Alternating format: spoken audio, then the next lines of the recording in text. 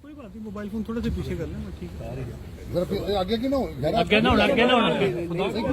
پیچھے ہو جاؤ, بلکہ پیچھے ہو جاؤ. آج شہباز صاحب کو گرفتار کر لیا گیا, تو آپ کیا کہنا چاہیں گے اس پہ؟ کیا یہ جو نیب کی طرف سے کارروائی؟ میں تو کہہ چکا ہوں اپنے کسی کی اسپیچ میں, یہ ظلم ہے, یہ سخت ناانصافی ہے, زیادتی ہے, اور میں تو سمجھتا ہوں کہ یہ ساری روایات کو توڑ کے رکھ دیا ہے موجودہ نظام نے, موجودہ حکومت نے, اور یہ تو کسی صورت بھی قابل قبول نہیں ہے, اور یہ ہم کبھی بھی تسلیم نہیں کریں گے.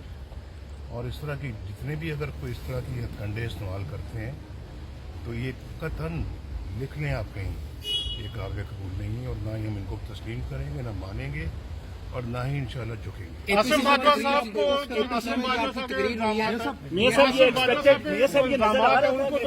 کوئی کاروائی نہیں ہے, کیا کہنا چاہیں گے عاصم باجوہ صاحب؟ میں سب کہہ رہے تقریر کا رد عمل ہے گرفتاری سے.